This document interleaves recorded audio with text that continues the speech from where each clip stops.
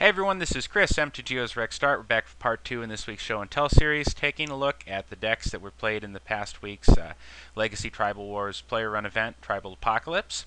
And this is AJ's deck, which also finished X1, and it's a Humans deck, and AJ appears to be trying to attack the metagame in a very similar way that I did with the Shaman deck that I'll show you in a moment, in that there have been a lot of players with very greedy mana bases, very few basic lands in their deck, and you're always going to get a little bit better use out of your non-basic land hate when you get to the top end of the tables, just because you're going to see decks with a lot more dual lands and things like that. But in general, decks had been getting very greedy recently. Nagarjuna's Slivers deck that didn't have any basics in it from last week, for example. So AJ's running this deck here. It's got 4 Magus of the Moon, and it's also got Avalanche Riders to attack their mana. It's got Price of Progress to punish the opponent, get a burst of damage if they're playing a lot of non-basics. And it's got, I think the way to look at this, and this is a hard deck to classify, it doesn't really fit any discernible archetype exactly, but it's probably mid-rangey, leaning towards control, with the Fire Blast being a little bit harder to account for. But Grim Lavamancer and Lightning Bolt Grim Lavamancer and Lightning Bolt can just be used as removal spells, not necessarily part of a sly attack plan, since he doesn't really have the creatures here for all-out aggro.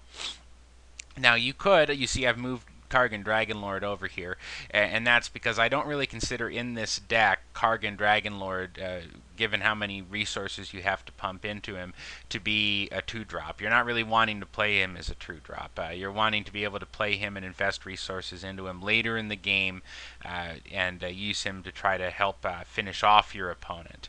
So if you've been able to stunt his mana development with things like the Magus and the Avalanche Riders, and you've been able to take care of whatever creatures he was able to get out with these board sweepers, and I do have to note with a little bit of a smile here that even in mono red, AJ found a way to play his standard 4 to 6 board sweepers here, and a Starstorm I especially like, since it does cycle when a board sweeper would not be useful. You can just get rid of it. But it's better to look at this guy as sort of a finisher to this sort of mid-rangey control deck that he's got here. Zealous Conscripts is another. You could almost look at it like a finisher. There are going to be decks in which you're going to plop this guy down, steal some big evasive threat that they've just ramped into or something, and win the game right then and there. But there are other times when you might take a Planeswalker or an artifact or something cool from them and be able to use it in an interesting way. So a lot of potential uses for Zealous Conscripts, and the Fire Blast again just seems to be sort of the one odd thing. Now he's running a couple Crucible of Worlds and some fetch lands and some Valakuts here. I guess if the game goes really late, you could get some extra value out of these Valakuts, but it would have to go really late, even for the Crucible Arid Mesa thing to make an awful lot of difference. And I guess, at the late game you could sack a couple of mountains, bring one back, get a couple triggers off of Valakut. Again, I'm not saying this couldn't possibly be useful, but it does seem it's the kind of deck you would see as a finisher spell in a very aggressive slide deck, which this doesn't really have the curve to be and doesn't really pretend to be in any other way. So it was kind of an unusual choice here. If AJ watches the video, I'd be curious as to what he chose Fire Blast over, if he considered anything else, or what sort of the reasoning there was. But again, very successful deck that finished 3-1 here. And now I'm going to take a look at my Shaman deck that I ran. Also do a 3-1 finish. And here's Shamans. And I've got a very heavy land destruction theme in mind as well. Shamans have Fulminator Mage and Goblin Ruin Blaster to both attack non-basics. I've got added a couple of Molten Rain here in order to both attack any land and get a couple damage off of non-basics, and 4 sinkholes to sort of, because if anything I do, I tend to overdo a little bit. So very heavy land destruction theme here. You're never going to be able to blow up all of their lands. Don't make the mistake of trying to do that. But you do need to have enough of it to try to stunt their development, because you're basically playing like a control deck in a way. You have to keep them frozen in phase 1 long enough for you to get out a creature that they cannot deal with phase 1 level resources, basically.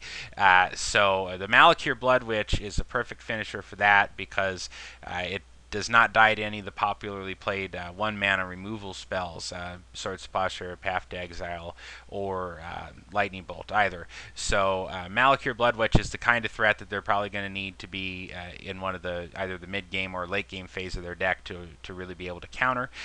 So a great inclusion there.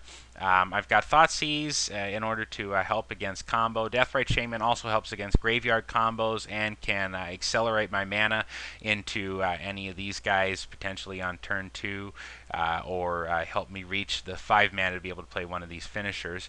I really enjoyed playing with Drana, who is just one of my favorite creatures from back when she was in Standard. She was an absolute beast in Rise of the Eldrazi draft. You'd never pass her.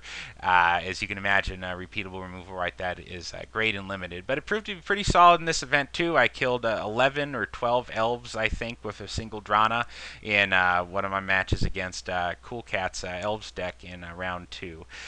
So I thought that with the monocolor aggro decks being the weak link, especially because the mana denial plan, keeping them in phase 1 doesn't really bother them because they operate just fine in phase 1 off of 1 or 2 mana. So I decided to run 4 of my trusty fire spouts here in order to help mop up. But it wasn't enough. I did lose to the Kithkin deck. That was the only deck I lost to all day that I showed you, Zoltan's Kithkin deck from part 1.